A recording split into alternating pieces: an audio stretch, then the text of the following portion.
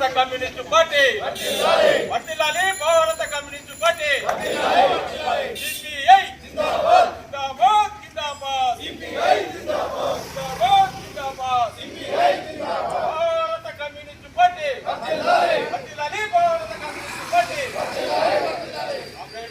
ఇదంతా ఆటో ఉన్నటువంటి బయటికి పోయి అందరూ పిల్లల కూర్చొని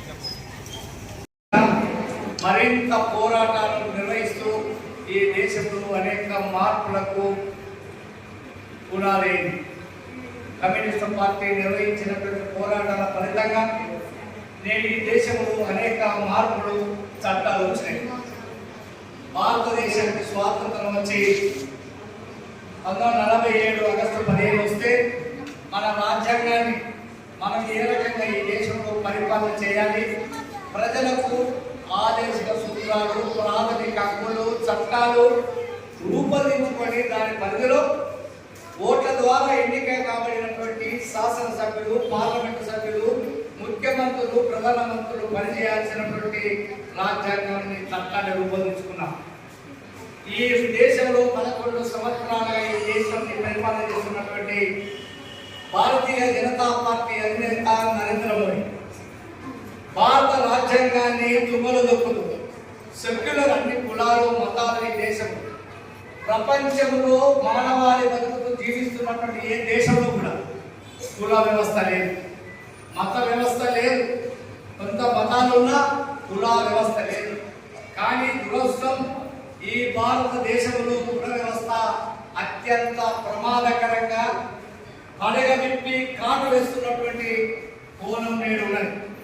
ఇలాంటి తరుణంలో భారతీయ జనతా పార్టీ అధినేత నరేంద్ర మోడీ ఈ భారత రాజ్యాంగాన్ని రచించిన మన అంబేద్కర్ యొక్క రాజ్యాంగాన్ని పూర్తిగా మార్చివేసి ఈ దేశంలో కుల వ్యవస్థ మొత్తం మరింత కులాల మధ్య, మతాల మధ్య విచ్ఛిన్నం చేసి హిందూ రాజ్యాంగాన్ని చేయాలన్నటువంటి కుట్రలు చేస్తా ఉన్నారు. దీనికి వ్యతిరేకంగా ఈ రాజ్యాంగాన్ని కాపాడుకోవాలి. ఈ స్వేచ్ఛ స్వాతంత్రంలో మనందరూ కూడా కూర్చొని సమావేశం ఏ రకంగా జరుగుతుందో ఆ స్వేచ్ఛ కోసం ఎర్ర జెండా నీడ కింద దున్నే వారికే భూమి కావాలని, నిరుపేదలందరికీ ఇళ్ల స్థలాలు కావాలని, ఇల్లు కట్టించాలని, పేదలందరికీ పెన్షన్, అణగారిన వర్గానికి ఆదుకోవడం కోసం చట్టాలు రావాలని అనేక మంది నాయకులు రక్త తరుణంతో ఈ దేశంలో అనేక చట్టాలు తెచ్చారు. ఆ చట్టాలను ఈరోజు కేంద్ర ప్రభుత్వం తుంగలదొక్కు, భారతీయ జనతా పార్టీ తుంగలదొక్కుతా ఉన్నది. దీనికి వ్యతిరేకంగా మన చట్టాలను, మన రాజ్యాంగాన్ని కాపాడుకోవాలి.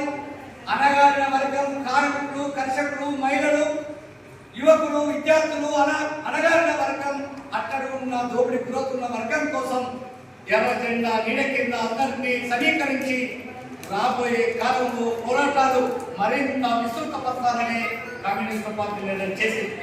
100 సంవత్సరాల చెత్త జయంతి ఉత్సవాల సందర్భంగా వచ్చే సంవత్సరం డిసెంబర్ 26వ తేదీ వరకు గ్రామ స్థాయి నుంచి ఢిల్లీ స్థాయి వరకు పెద్ద ఎత్తున మన పార్టీ నిర్వహించినటువంటి పోరాటాలు, సాధించిన విజయాలు, త్యాగాలను పార్టీ శ్రేణులకు, ప్రజలకు వివరించాల్సినటువంటి అవసరం ఉందని, దానికి అనుగుణంగా రాబోయే కాలంలో ఈ పేద ప్రజలకు అండగా కమ్యూనిస్టు పార్టీ నిలబడాలని దేశంలో ఉన్నటువంటి పార్టీ నిర్ణయం చేసింది. దానికి అనుగుణంగానే ఈనాడు దేశంలో భారతీయ జనతా పార్టీ నరేంద్ర మోడీ కానీ ఈ రాష్ట్రాన్ని పరిపాలన చేస్తున్న కాంగ్రెస్ ప్రభుత్వం రేవంత్ రెడ్డి గారి ఆనాడు 19 సంవత్సరాల పాటు చంద్రశేఖరరావు గారు అధికారంలో ఉన్నారు. ఆయన చేసినటువంటి నియంతృత్వం, పెద్ద ఎత్తున కుటుంబ పాలన, ప్రజాస్వామ్యం లేని సందర్భంలో ఆ పార్టీని వ్యతిరేకించాలని, కమ్యూనిస్టు యొక్క కేసీఆర్ని వ్యతిరేకించే తప్ప ఈ ప్రజలకు మనగడ స్వేచ్ఛ లేదని ఆనాడు కమ్యూనిస్టు పార్టీ, కాంగ్రెస్ కలిసి పోటీ చేసి ఆ కేసీఆర్ని వ్యతిరేకించడం జరిగింది. అయితే ఎన్నికల సందర్భంగా కాంగ్రెస్ ఇచ్చినటువంటి హామీ అనేక దాదాపు 400 హామీలు ఇచ్చారు.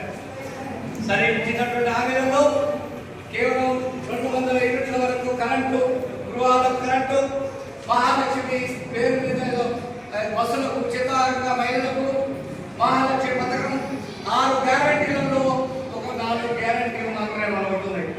కాంగ్రెస్ చెప్పేది ఒకటి, చేసేది ఒకటి. మనం కాంగ్రెస్ తో ఎన్నికలప్పుడు అవగాహన ఉన్నా, అవగాహన మేరకు ఎన్నికలు అయిపోయింది. కానీ ప్రజలకు ఇచ్చిన హామీలు, వాగ్దానాలు ఈ రాష్ట్ర ప్రభుత్వం అమలు చేయకపోతే కమ్యూనిస్టు పార్టీ ప్రజల పక్షాన కొన్ని పోరాటం చేస్తుంది తప్ప కాంగ్రెస్ కు తొత్తులుగా కమ్యూనిస్టు పార్టీ ఉండదనే విషయాన్ని ఈ సందర్భంగా